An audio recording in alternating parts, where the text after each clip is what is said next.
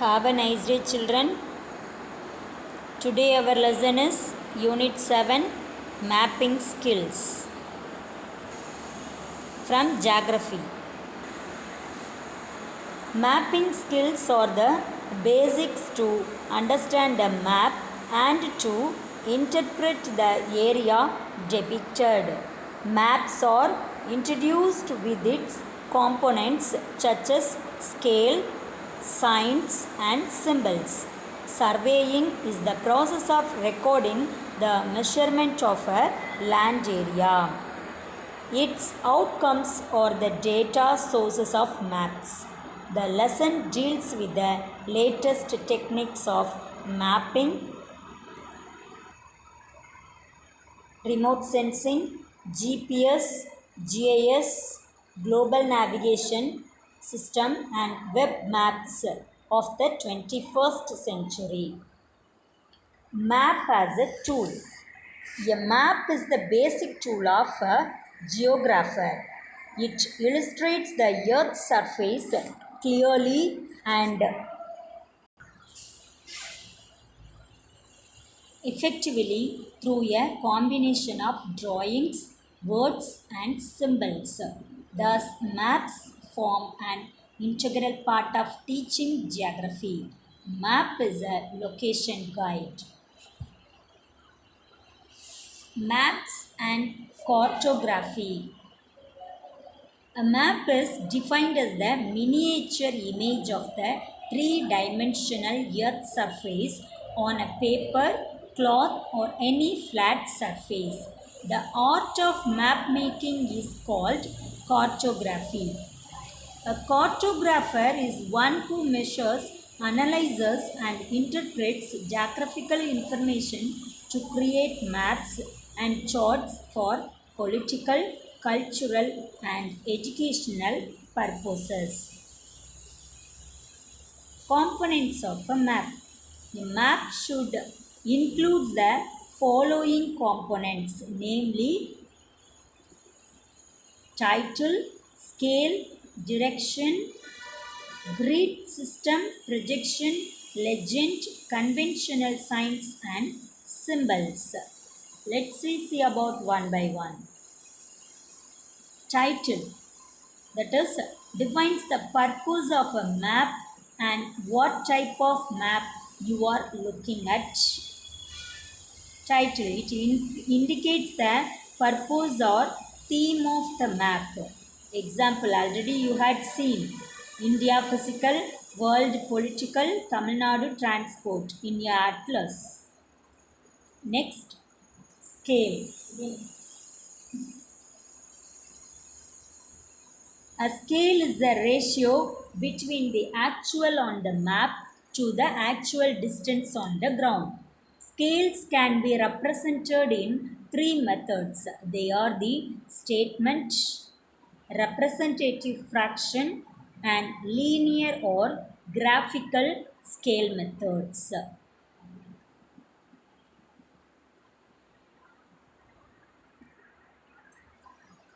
It is expressed as 1 centimeter is equal to 10 kilometer.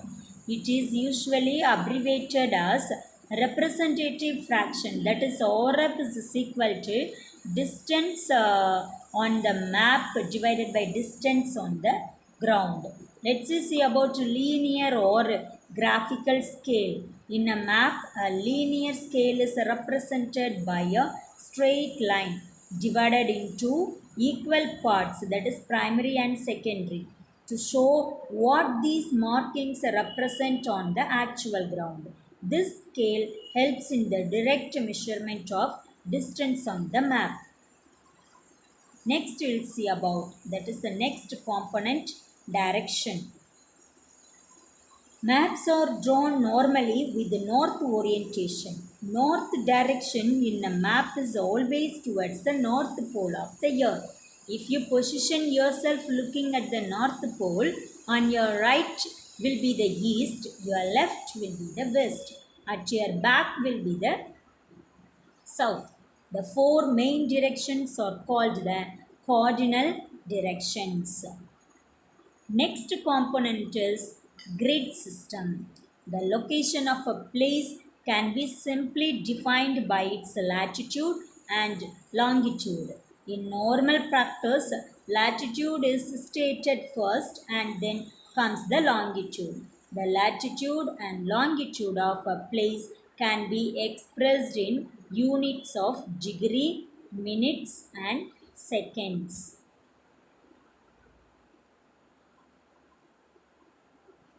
Next one, projection. The map projection is a way of showing the spherical shaped earth on a flat piece of paper. Map projection is defined as the transformation of spherical is defined as the transformation of spherical network of latitudes and longitudes on a plane surface. Projections are drawn to maintain the shape, area, and directions. There are three methods in widest use are as follows. Projection on the surface of the cylinder, projection onto the surface of a cone, projection directly onto a flat plane called planar or zenithal or azimuthal projection. Legend. The legend of a map helps to understand the map details which are placed at the left or right corner at the bottom of the map. The last component is conventional signs and symbols. Conventional signs and symbols are standard symbols used on a map and explained in the legend to convey a definite meaning. The topographic map contains a variety of information about physical and cultural features. These are shown by using signs and symbols in various colors so that the clarity of the map is maintained. There are three types of map symbols, that is point symbols, line symbols, area symbols. Point symbols indicates buildings, dipping tanks, trigonometrical beacons. Line symbols or indicates railways, roads, power lines, telephone lines. Area symbols are cultivated lands, ponds, orchards, and vineyards. Let's see about conventional signs and symbols. Conventional signs and symbols you can see in your table. This table you can understand. We'll see about the following color codes are used with map symbols. Brown. Brown indicate colors are brown, light blue, dark blue, green, black, red, pink. Brown indicates land or earth features, contour lines, eroded areas, prominent rock outcrops, sand areas, and dunes, secondary or gravel roads. Light blue so indicates water features, canals, coastlines, dams, lakes, marshes, swamps, and leaves, ponds, rivers, and water towers. Dark blue is national waterways. Green indicates vegetation features, that is cultivated fields, golf courses, nature and game reserve boundaries, orchards and vineyards, recreation grounds, woodland. Then black colors are construction features, that is roads, tracks, railways, buildings, bridges, cemeteries, communication towers, dam walls, excavation and mine dumps, telephone lines, power lines, wind pumps, boundaries. Red colors are indicate the construction features, that is national, arterial and main roads, lighthouses and marine lights. The last color is pink. This indicates international boundaries. Next one is survey. Surveying techniques are used to obtain the field data and to prepare maps. A knowledge of surveying helps one in map making, particularly in the preparation of physical maps. Geographers mainly use chain, prismatic compass, plane table, dumpy level, Agni level, clinometer, theodolite, total station, and GNSS to measure the distance, angle, altitude, and position of the area of survey. Next topic is remote sensing. Remote sensing as a source of map data. Remote sensing refers to the observation and measurement of earthly objects without touching them.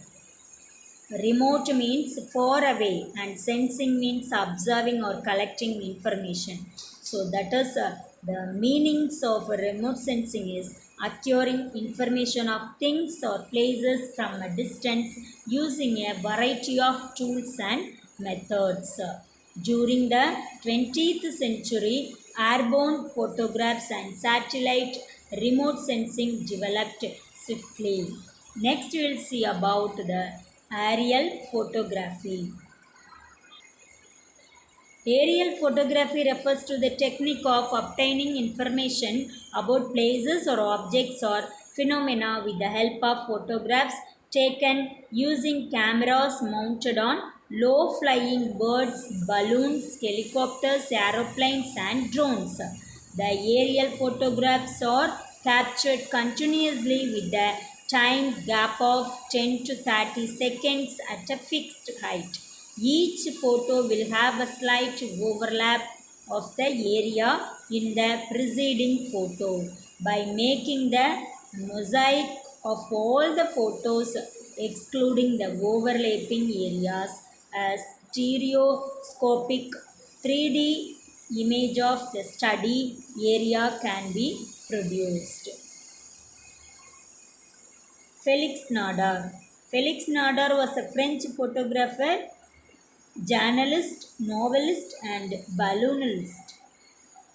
In 1858, he became the first person to take aerial photographs. He took his first photograph in 1853 and pioneered the use of artificial lighting in photography, working in the catacombs of Paris. Around 1863, Nadar built a huge, that is 6,000 meter cube, balloon named the Giant. Satellite remote sensing. Satellite remote sensing is the science of collecting data about an object or area from artificial satellites orbiting the Earth. The term satellite imagery refers to digitally transmitted images of the satellites. Let's see about components of remote sensing. Energy source, transmission path, target, and sensor.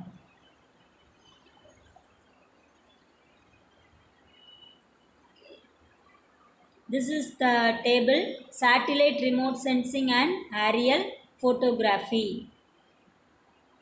Satellite remote sensing under high cost of satellite systems takes at least 10 years to plan, construct, test and launch.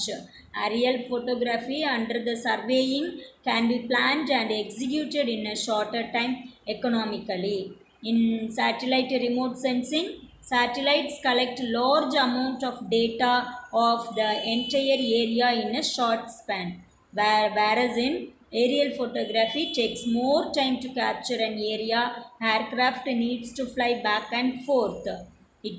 Here, it allows global coverage and does not require permission. Aerial, it covers a small area and needs permission from authorities. Satellites circle the earth, they can repeat and revisit easily, but here revisits or repeatably involves extra cost. In satellite, weather does not affect the functioning of satellites, but here adversely affected by bad weather. All information is digital, it can be easily integrated with software for image improvement.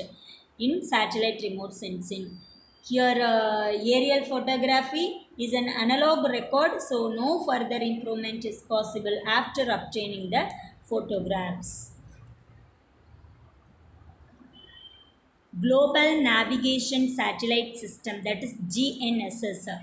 It is a satellite system connected with a small electronic receiver or tracker to locate, monitor, and track a user's vehicle wherever in the world. It can also set up instant alerts when a driver of a vehicle speeds or deviates from a particular area. GNSS applications are used in tracking or mapping vehicles, ships, and aircrafts. A group of satellites, that is space segments, working with a network of ground stations, that is control segments, provide location data. The receiver, that is user segment, converts satellite signals into location, speed, and time data. Examples of GNSS: Europe Galileo, USA NAVSTAR, Global Positioning System, that is GPS, Russia Global Naya Navigastonia Sputnikovaya Sistema, that is GLONASS. Then China Beidou Navigation Satellite System. Then last one is India's or IRNSS, it's NAVIC system. Global Positioning System, GPS. Without the global positioning system on our vehicles and mobile phones, we would feel lost. GPS is the US implementation of the world's first and currently the most used global navigation satellite system. Created by the US Department of Defense, it became fully operational in 1995. Navigation satellite timing and ranging is a network of 24 US satellites in 6 different orbits in space, flying 20,000 3,300 kilometers above the surface of the Earth. Each one circles the planet twice a day to provide continuous worldwide coverage.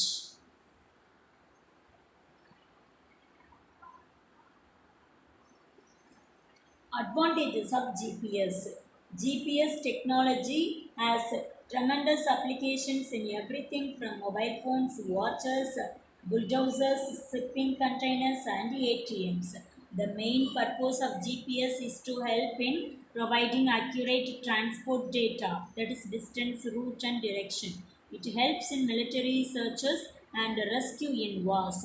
It can work as a reliable tourist guide. GPS helps during accident and rescue efforts, speeding the delivery of emergency services and disaster relief. Weather forecasting, earthquake monitoring, and environmental protection can be done effectively by using GPS. Geographic Information System, GIS. The Geographic Information System is a combination of computer hardware, software, geographic data, and the personnel. G is a geography, that is a particular area. I refers to information, that is facts in order. S is system, that is arrangements. GIS was first recognized in the late 1950s by Walter Tobler and Roger Tomlinson, that is Canada. In Canada, prime examples of importing GIS for public welfare are Google Maps, Yahoo Maps, and Google Earth. Moving on, the last topic is Bhuvan. Bhuvan, that is Sanskrit for earth.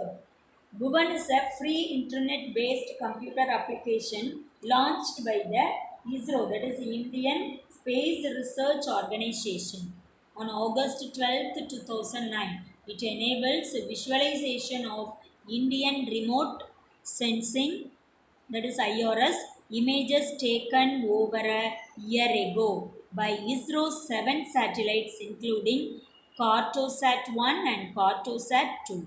Bhuvan has tremendous uses for scientists, academicians, policymakers, and the general public. I hope you had understood the lesson. You learn book bag exercises which is displayed on the screen.